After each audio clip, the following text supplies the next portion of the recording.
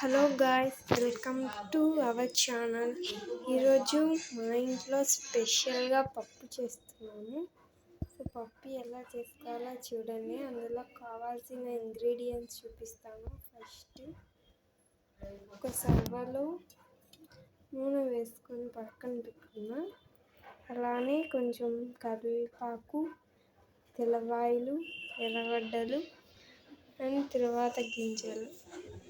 మనం తరువాత పెట్టుకోవడానికి వట్టి మిరపకాయలు, జీలకర్ర, మెంతులు, తరువాత గింజలు అవన్నీ కావాలి కదా. సో అవన్నీ రెడీగా పెట్టేసుకున్నాము.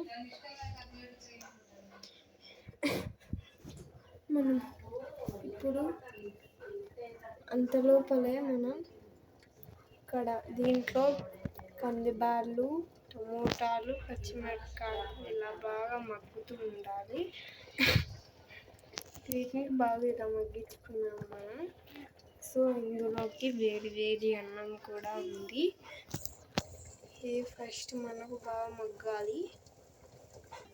ఇది నూనె మనం ఇలా పెట్టుకోవాలి, పొయ్యి వెలిగించుకోవాలి. ఇప్పుడు మనం ఉడకబెట్టుకున్న కందిబ్యాళ్ళు, టమోటాలు, పచ్చిమిరపకాయలలో కొంచెం ఉప్పు వేసుకొని ఎనుపుకోవాలి.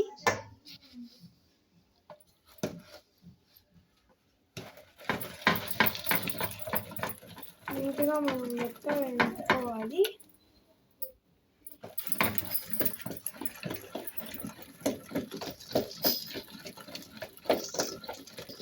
ఇవి దాంట్లో నీళ్లు వంచుకొని ఎనుపుకోవాలి. మనం ఇలా మెత్తగా ఎనుపుకోవాలి. చూడండి మనకి ఎంత మెత్తగా ఉందో. ఇలా మెత్తగా ఎనుపుకుంటే మన పప్పు రుచిగా ఉంటుంది. ఇప్పుడు మనం ముందుగా తీసి పెట్టుకున్నాం కదా, ఆ నీళ్ళని కొన్ని ఇందులో వేసుకుంటే ఎనుపుకోవాలి. బాగా ఎనుపుకుందాం.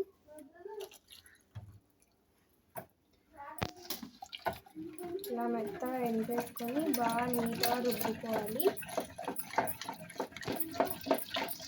ఇప్పుడే మీకు టేస్ట్ సరిపోయిందో లేదో ఉప్పు చూసుకొని పక్కన పెట్టేసుకోండి.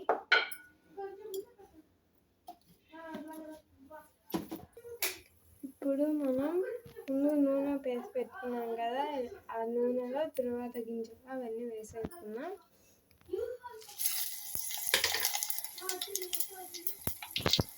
ఇవన్నీ మనకు బాగా మగ్గాలి. అలానే మనం కరివేపాకు,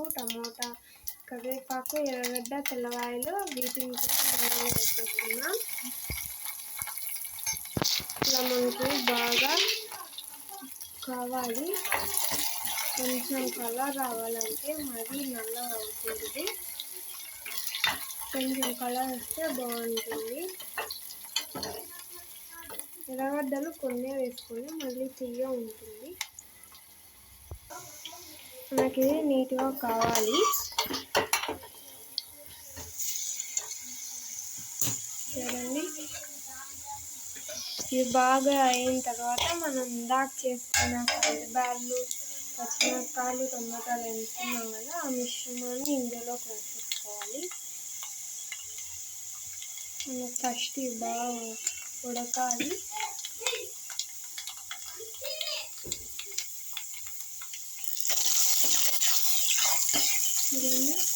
మనకి ఇలా అయితే అయినట్టు.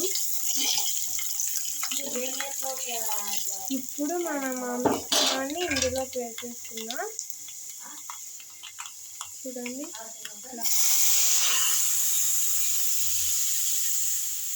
మిశ్రమాన్ని మొత్తం ఇందులోకి వేసేసుకొని కలిపెట్టేసుకొని ఇంకా ఆఫ్ చేసుకోవడమే. అంతే అండి, చాలా ఈజీగా సింపుల్గా మనకు పప్పు రెడీ అయిపోయింది. ఈరోజు స్పెషల్ పప్పు. Okay guys, bye.